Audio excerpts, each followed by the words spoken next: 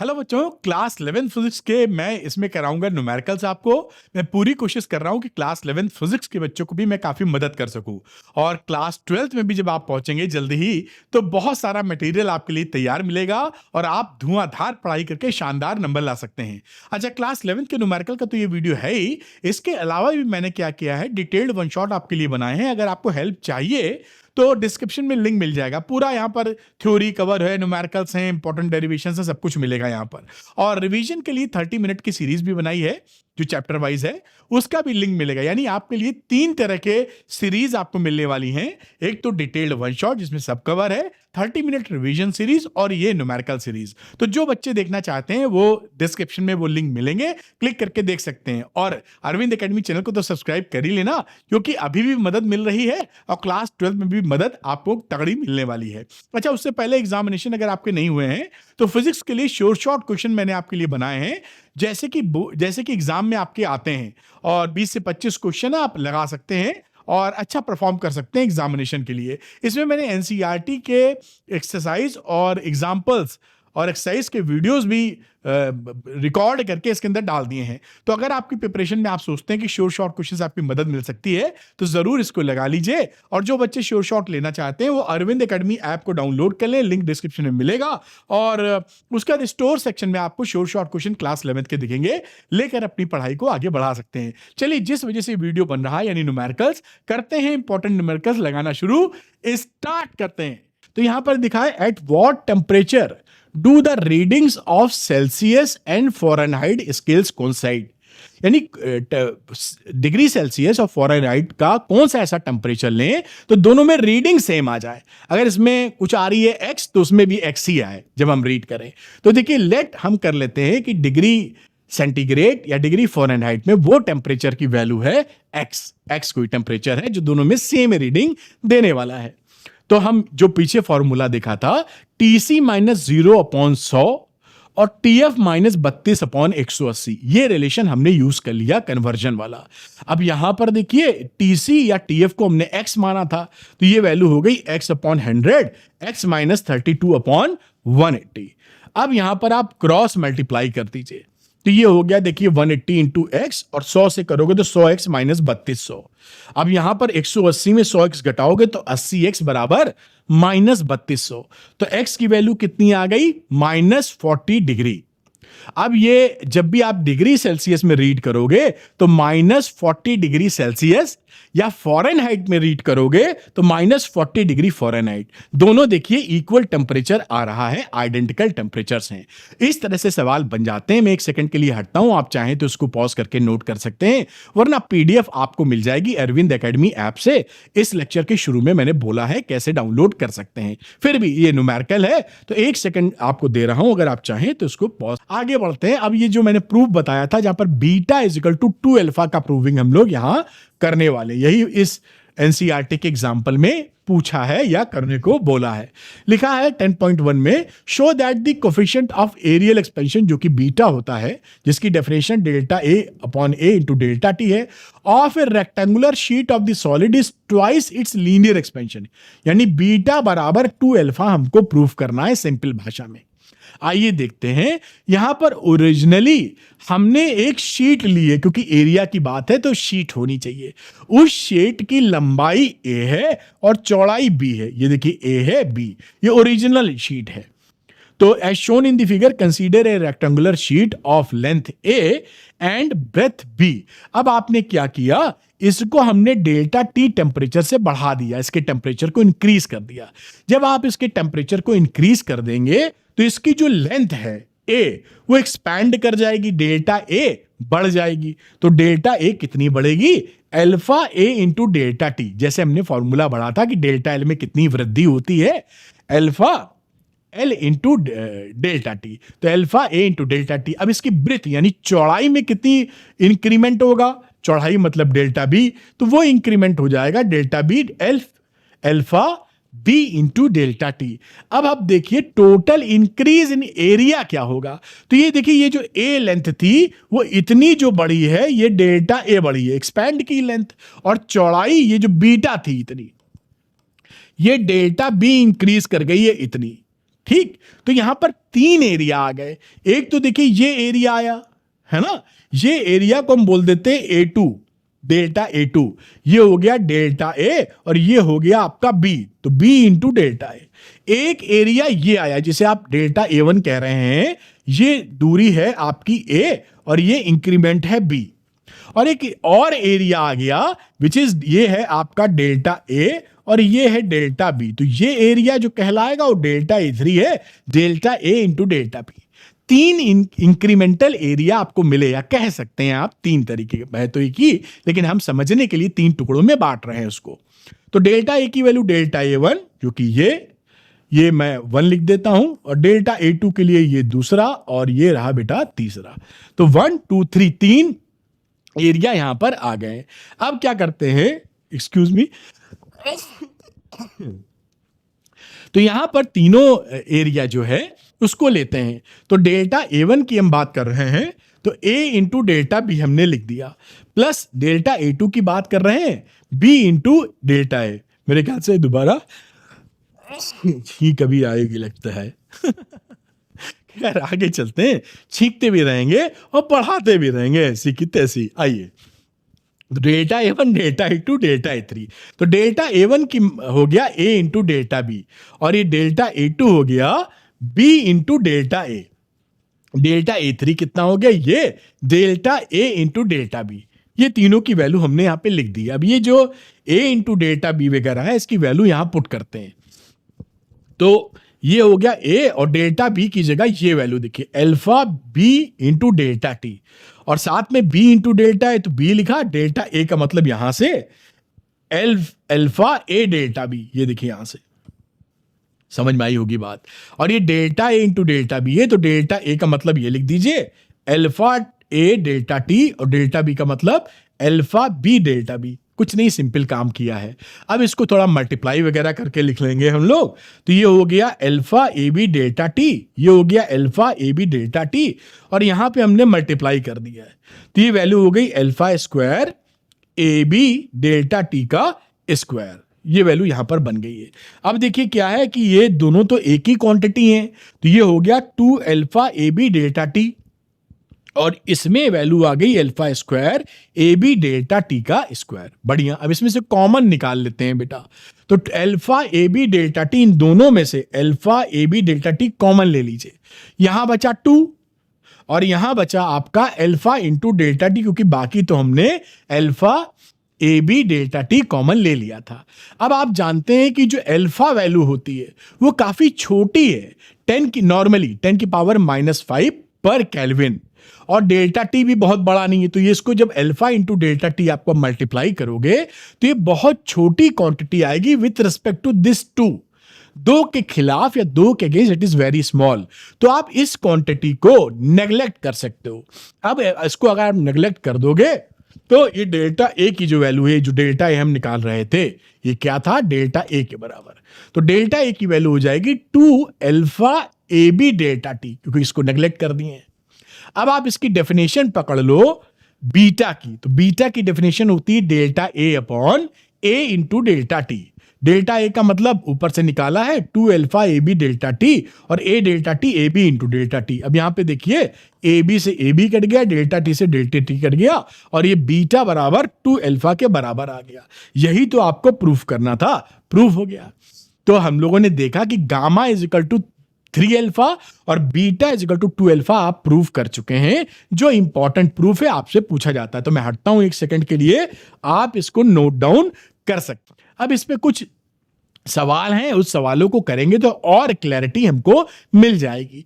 तो ये 10.5 एग्जांपल है एनसीईआरटी का। Calculate the heat required to convert 3 kilogram of ice at -12 degree centigrade. 3 gram बर्फ है -12 डिग्री सेंटीग्रेड पे, kept in a calorimeter to steam at 100 degree centigrade. इसको हम चेंज करना चाहते हैं 100 डिग्री सेंटीग्रेड स्टीम के अंदर एट एटमॉस्फेरिक प्रेशर पे।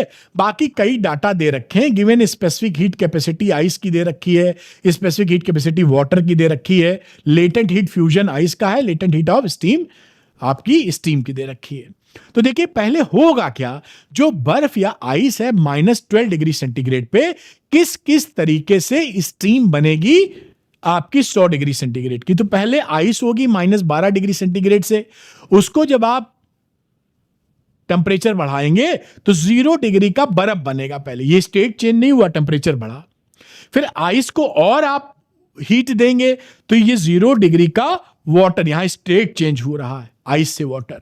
फिर वाटर को आप टेम्परेचर देंगे, बढ़ते बढ़ते 100 डिग्री का पानी बन जाएगा, यहां पर टेम्परेचर बदला। फिर हीट देंगे तो 100 डिग्री वाटर से स्टेट चेंज होकर वेपर बन जाएगा।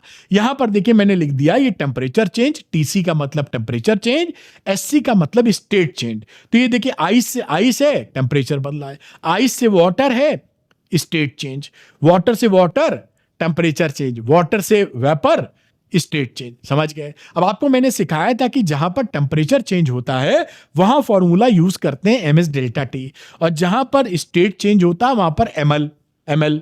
Temperature change MS delta T, state change ML, ये पकड़ लिए। अब इन्हीं सबको हीट को Q1 Q2 Q3 Q4 निकाल के जोड़ देना है, दैट्स ऑल।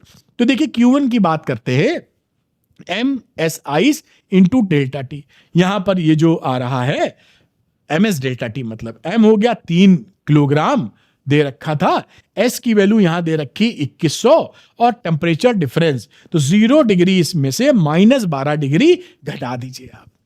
आपने घटा के लिखा तो ये वैल्यू आ जाएगी 3 इंटू 2100, और यहां बचेगा 12, यानी 75600 जूल।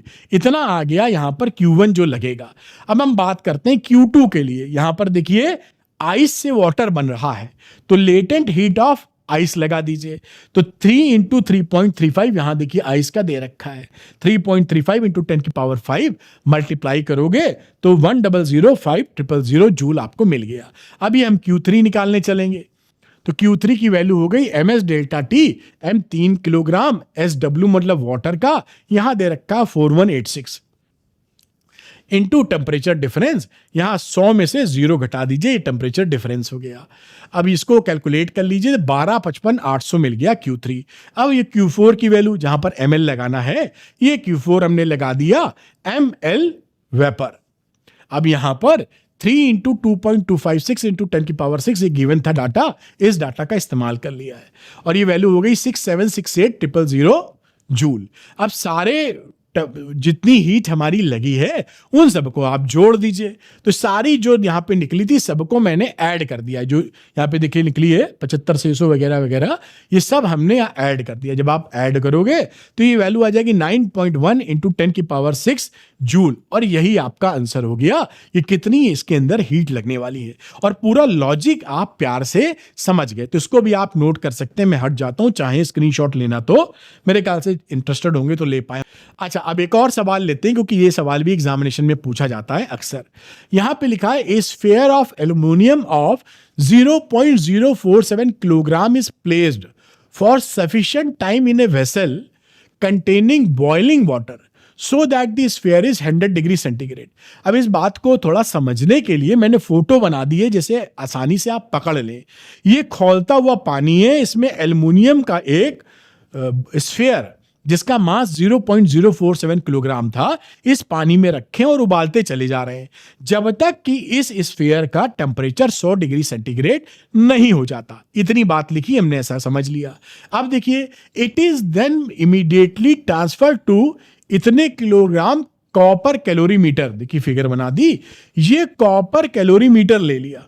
ये देखिए कॉपर, जिसका जो मास है 0.14 किलोग्राम है, जो कि यहां पर इन्होंने बताया है, containing 0.25 kilogram of water at 20 degree centigrade. इसके अंदर ये पानी भरा हुआ है, मास ऑफ वाटर है 0.25 किलोग्राम, और इसका टेम्परेचर है 20 डिग्री सेंटीग्रेड। अभी अब इसके अंदर ये स्फीयर हमने डाल दिया है, ठीक। The temperature of water rises and attains a steady state at 23 degree centigrade. अब ये गरम गरम आपने एल्युमिनियम डाला है तो वो हीट देगा, और पानी हीट लेगी और उसका टेम्परेचर बढ़ेगा।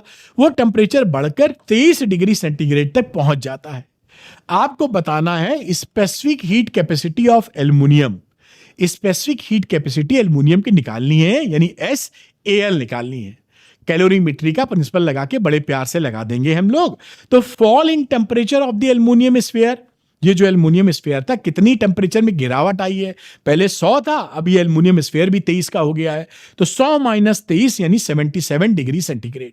This is the fall in the temperature of aluminium sphere. Let specific heat जो एल्युमिनियम की है उसे SAL मान लेते हैं, जिसे हमें कैलकुलेट करना है। अब देखिए heat lost by aluminium sphere, ये जो एल्युमिनियम स्फीयर आपने डाला है वो कितनी हीट लॉस करेगा, वो हो गया MS डेल्टा टी। तो M की वैल्यू है 0.047, ये जो मास था SAL हमने मान रखा है, जो हम कैलकुलेट करेंगे।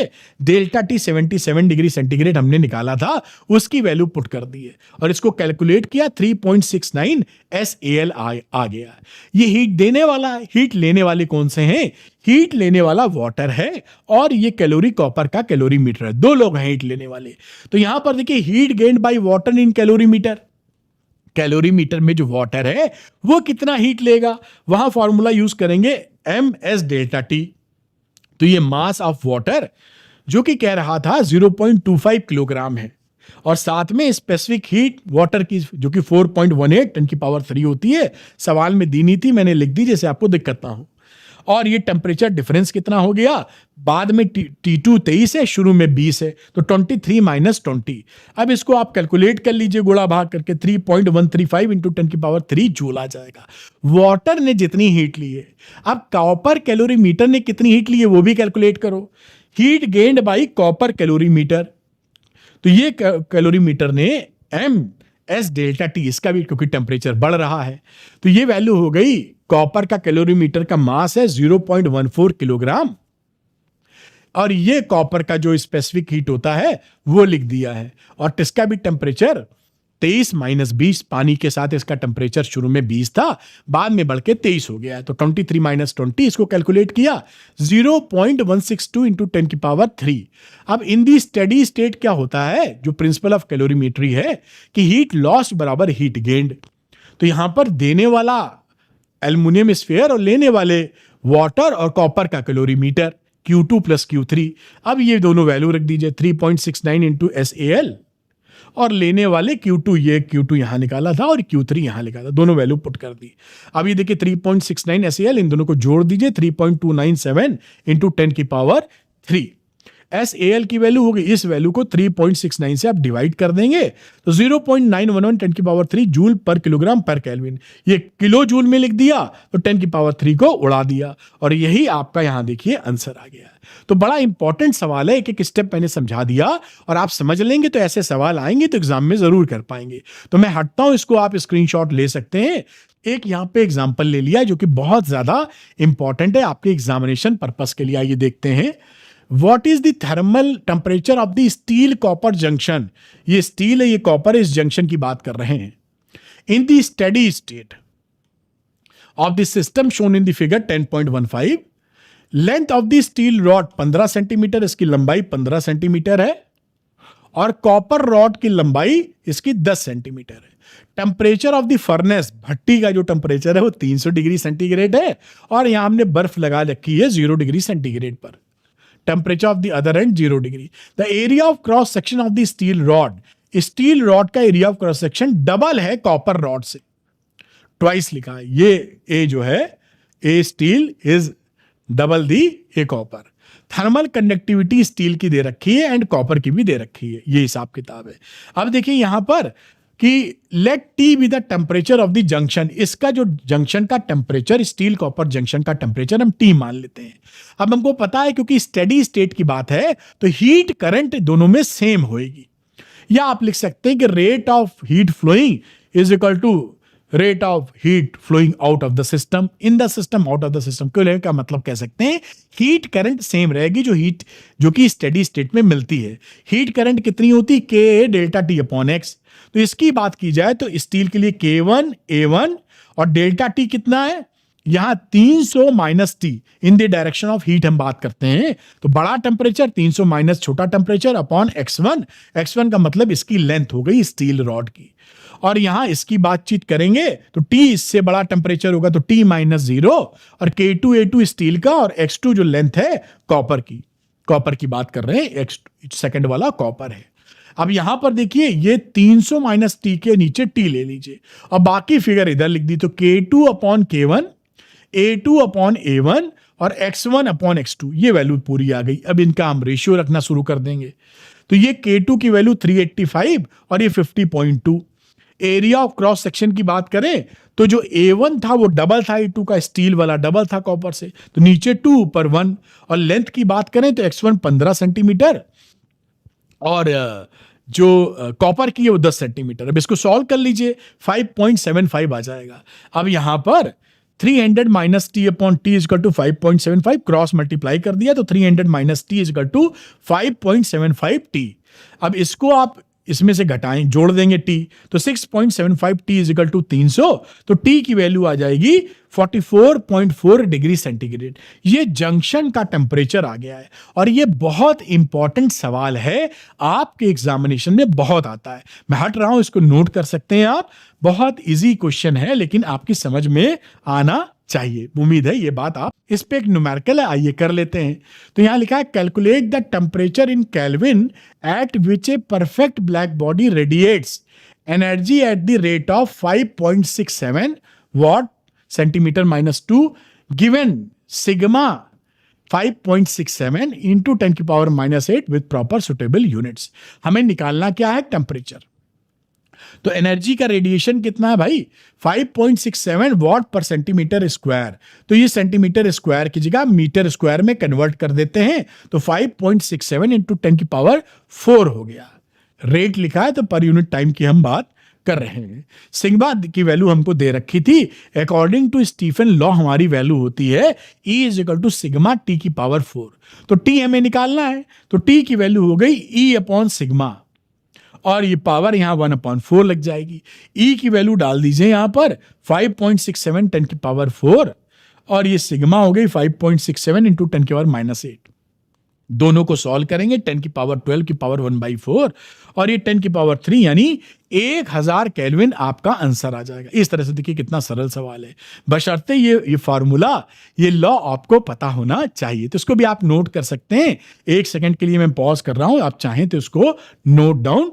तो यहां लिखा है light from the moon is found to have a peak और wavelength of maximum emission at lambda is equal to 4 micrometre. Moon से लैम्डा एम मिल रहा है 4 micrometre, given that Wien's displacement constant B equals इतना।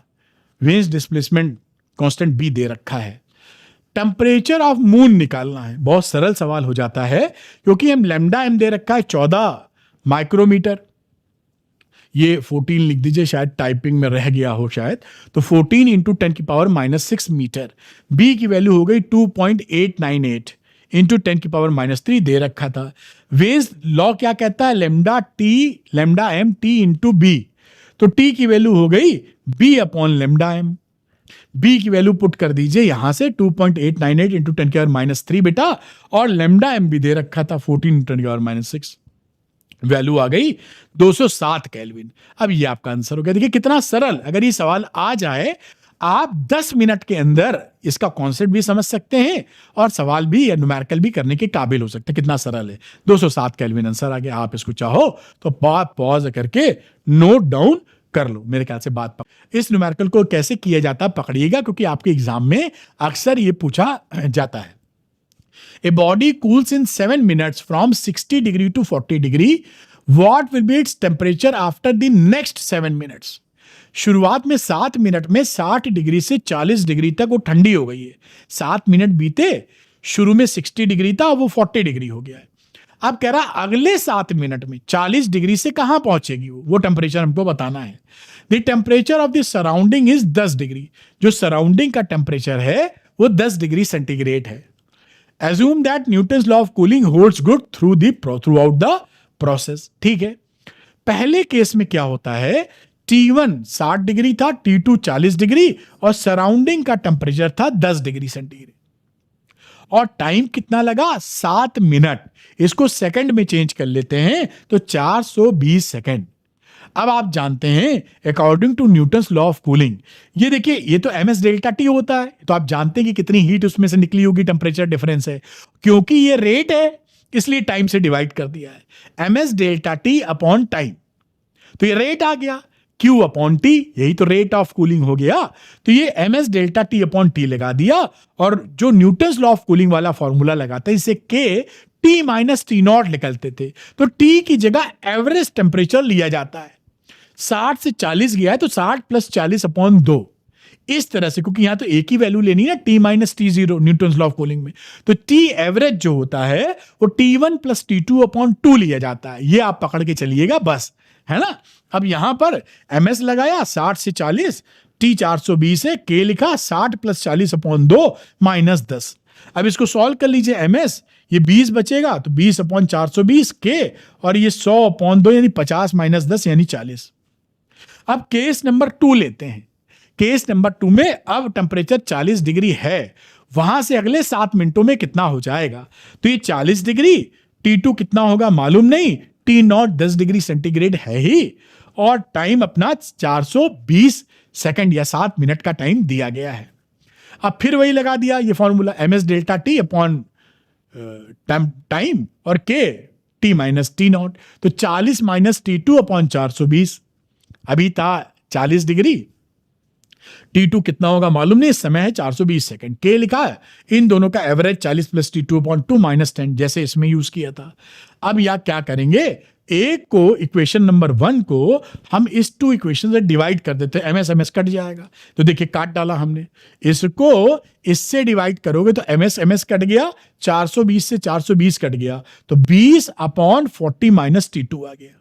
इसी तरीके से यहां डिवाइड किया तो K कट गया, ऊपर वैल्यू आ गई 40 और नीचे आ गई 40 प्लस T2 अपॉन 2 माइनस 10।